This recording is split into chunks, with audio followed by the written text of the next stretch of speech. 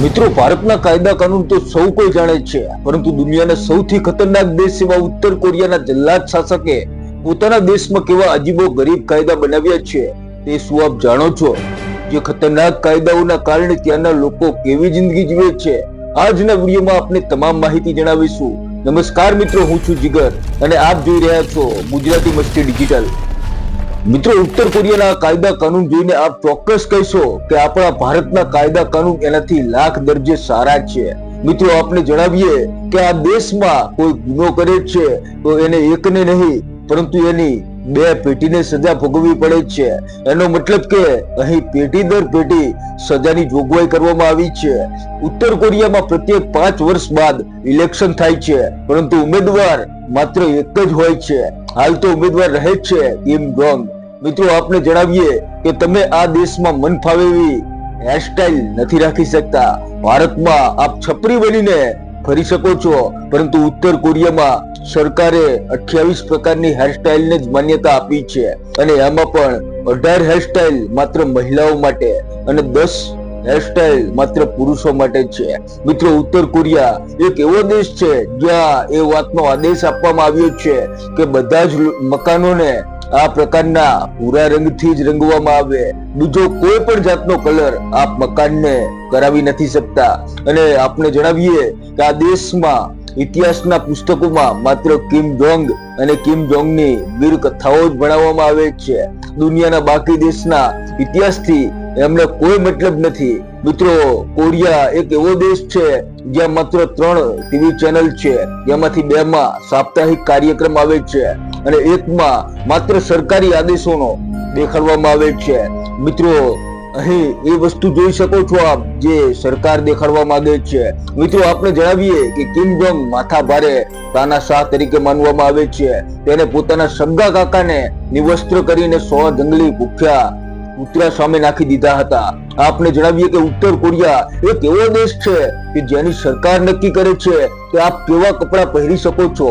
કે ઉદાહરણ તરીકે આપ ત્યાં જીન્સ નથી પહેરી શકતા, કારણ કે ત્યાં જીન્સ પહેરવા પર પ્રતિબંધ લગાડવામાં આવેલો છે. ઉત્તર કોરિયામાં 2.5 લાખ લોકોને કડક સુરક્ષાની વચ્ચે જેલમાં બંધ કરી રાખવામાં આવેલા છે.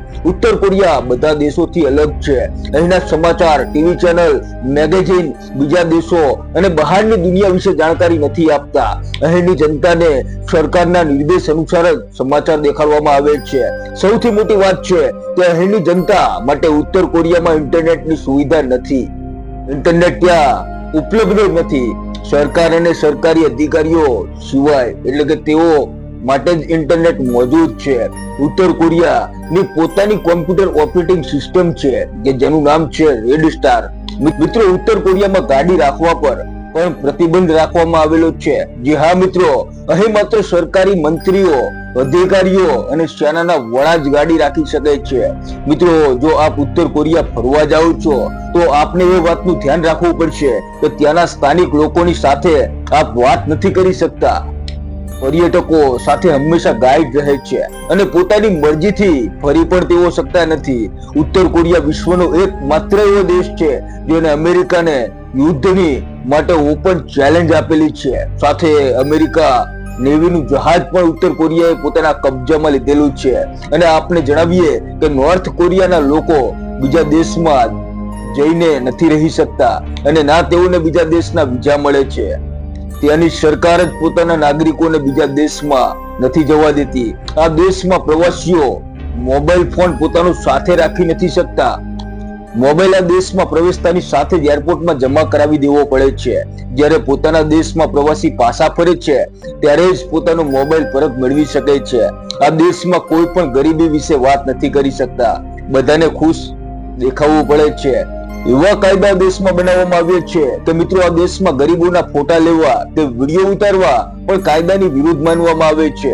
કારણ કે ઉત્તર કોરિયાના જલ્લાદ શાસકનું માનવું છે કે દેશના ગરીબ લોકોના ફોટા કે વિડીયો બાકી દેશ ના જુએ, કારણ કે તેનાથી તેમની ઇમેજ ડાઉન થઈ શકે છે.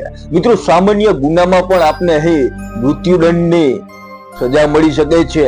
મિત્રો, અહીં બાઇબલ ધર્મ ગ્રંથનું રાખવું અથવા દક્ષિણ કોરિયન ફિલ્મ અને પોર્ન જોવા પર મોતની સજા મળી શકે છે. આ બાબતે કોઈને છોડવામાં નથી આવતા.